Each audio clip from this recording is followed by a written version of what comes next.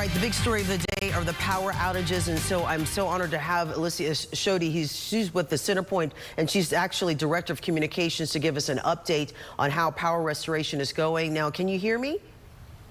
I can hear you. Perfect. Can you hear me okay? Yes, you sound great. Okay, I know everyone is wondering, we still have about 1.7 million customers who do not have power. How is power restoration going so far this morning? We're making progress. So we are still in very much a damage assessment period, and that's likely to continue for another day or so. But while that's happening, some steady restoration progress being made. We've got nearly 12,000 resources that are going to be supporting getting these efforts done over the next several days. Now, I know there's some areas that, for instance, you have a neighborhood where some people may have power sporadically, others do not because they're on different grids. How do you explain that to the public about, okay, my neighbor has it, I don't, what does that mean?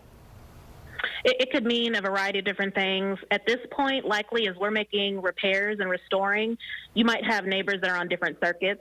So you've got one circuit that's come back up and they're served by another one. As we get into lower numbers of folks out, we're going to start seeing more localized issues. So it might be that the larger issue, the larger outage was restored, but there's something we need to get in and dig into to understand why the more localized outage is occurring. Okay, so if they do see their entire neighborhood has power and a couple of people don't, there could be something more internal that is happening that may not be CenterPoint's problem. It could be something within their own homes too, right? It could. There could be a situation where there's damage to their weatherhead, which is the customer's responsibility to contact an electrician and get that repaired before we're then able to reconnect them. And I also always remember that CenterPoint has this service called Power Alert Services, which actually alerts individuals about the progress of their own power restoration. Can people still sign up for that, or is there anything else they can do to try to get more up to minute, not up to the minute, but closer idea of when their power will be restored in their area? We are utilizing Power Alert Service, so those folks that are enrolled will get updates on their particular outage as a crew is assigned and working. We're also blasting out general restoration information via that channel as well. Follow us on social media, always a good way to also see updates from us, and then we will keep updating the outage count, the total outage count via our website on centerpointenergy.com/storm center. Right, right. And I know at the peak of the storm yesterday, you had over 2 million who still had not had their power restored, and I'm just looking at the updated list right now. I'm just refreshing at 1.7 million, at least 1,780,180, which is progress, and I'm seeing progress throughout the morning. I know you sent out a release yesterday saying that you're hoping that you can get at least 1 million more people their power back by tomorrow evening, but there's no guarantee about that number, correct?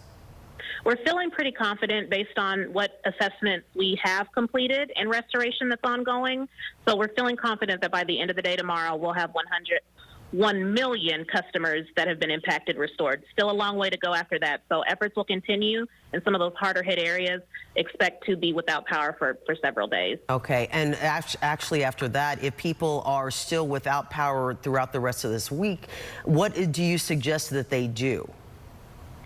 Well, we're going to try and get some more definitive information out as we again can complete our damage assessment. So hoping to provide some more timelines to those folks that still are without after end of day tomorrow. So we would ask that customers look for more specific information in their areas around how long it might take. We'll continue to update as quickly as we can, and of course continue restoring as quickly and as safely as we can. And is there any other information you can give to people that I may not have asked that you can also transmit to them to let them know? Because we have people who are watching us online because they don't have power at home, but they are watching us online or maybe at a relative's house. But any information just quickly in the next 30 seconds that you can let them know about that we haven't brought up this morning?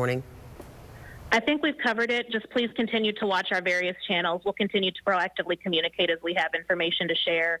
We ask that you please keep phone lines open right now. As we're working, we want to make sure that those folks with emergencies are able to get through. We've got a lot of calls coming in, and we appreciate the patience. We know it's hot. We know this is an inconvenience, but we'll continue to do everything we can to get people's power restored. Well, Alicia Shoddy, you always guys just bring us so much great information and just keep us posted. And thank you everyone and all the employees at CenterPoint Energy. You've been working around the clock to try to restore power to our entire community. So thank you so much. You can get more information on our website, CW39.com, for that and more. Of course, you can always go to our QR code as well. And Houston Happens is coming up just after this with Maggie Fleckner. Have a great day.